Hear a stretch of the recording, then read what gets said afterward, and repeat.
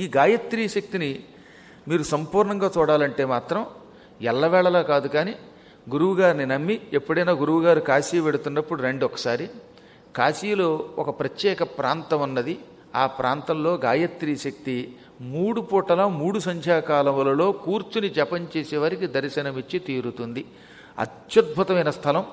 ఆ స్థలానికి నోటితో నేను చెప్పను, కానీ ఎప్పుడైనా నేను కాశీలో ఉన్నప్పుడు రండి, నేను చెప్పినప్పుడు అక్కడ కూర్చోండి ఫలానా స్థలం అని. అది ఎవరికి పడితే వాళ్ళకి ఎందుకు చెప్పకూడదంటే కొన్ని స్థలాలు చెప్పరాదు అని మహాత్ములు చెప్పారు. ప్రభుదత్త బ్రహ్మచారి గారు చెప్పారు. ఈ స్థలాలని కొంతమంది అపవిత్రం చేస్తారు. చెప్తే అక్కడికి వెళ్ళి జపం చేసి పిచ్చి కోరికలు కోరారనుకోండి, ప్రమాదం కదా. అందువల్లే పూర్తిగా జ్ఞానముతో నాకు ఈ జన్మతో మోక్షం రావాలనుకుంటున్నాను, నాకు ఈ దిక్కుమాలిన పెళ్ళిళ్ళు పెటాకులు వద్దు, మీరు చెప్పిన రీతిలో ఉపాసన చేసి తరించాలనుకుంటున్నాను అనుకున్న వాళ్ళు, లౌకికమైన కోరికలు కోరని వాళ్ళు, సంపూర్ణ గురుభక్తి కలిగిన వాళ్ళు ఉపాసన చేసే ఒక స్థానం ఉన్నది కాశీక్షేత్రంలో. వారణాసి క్షేత్రంలో ఆ క్షేత్రానికి అవిముక్త గాయత్రీ క్షేత్రం అని పేరు. అంత గొప్ప స్థలం అది. గంగానది యొక్క రేవులో ఆ ప్రాంతంలో గాయత్రీ మంత్ర అనుష్ఠానం చేసిన వాళ్ళందరికీ పునర్జన్మ ఉండదట.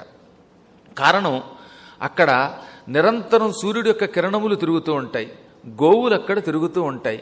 ఈ కవచమును అక్కడే ఒకప్పుడు వేదములు సంకలనం చేశాయి. వేదములు అక్కడ ఈ గాయత్రీ కవచాన్ని చదివాయి.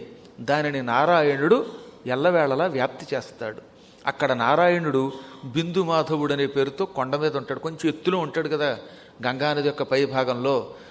ఆ ప్రాంతంలో ఉన్న బిందు మాధవుడి యొక్క మధ్యాహ్న సమయంలో ఆయన్ని చూడగలిగితే, బిందు మాధవుడు మధ్యాహ్నం పూట తలుపులు వేయించుకుంటాడు. సాధారణంగా మధ్యాహ్నం 12 గంటలకి ఇంచుమించుగా గుళ్ళు చాలా చోట్ల మూసేస్తారు, ఏ విశ్వేశ్వరుడు ఆలయాన్నో పక్కన పెడితే. అలాగే అక్కడ విష్ణుమూర్తి యొక్క ఆలయాన్ని కూడా మధ్యాహ్నం పూట తలుపేస్తారు. తలుపేస్తే ఎదురుగుండా ఒక అరుగు ఉంటుంది. ఆ అరుగు మీద కూర్చుని అక్కడ కనుక గాయత్రి మంత్ర అనుష్ఠానం చేస్తే అటువంటి వాడికి ముక్తి మాట ఎలా ఉన్నా కనీసం అమ్మవారి యొక్క ఉపాసన ఎప్పుడూ విడిచిపెట్టని భక్తి ఏర్పడుతుంది. భక్తి వల్ల ఇవాళ కాకపోతే రేపైనా మోక్షం పొందొచ్చు.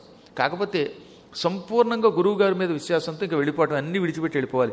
మళ్ళీ నేను వెనక్కి రావాలి, ముందుకు వెళ్ళాలనుకోకుండా వస్తే వస్తాం, అక్కడే ఉంటే ఉంటాం, అంత వైరాగ్యంతో వెళ్ళాలని చెప్పాను కదా.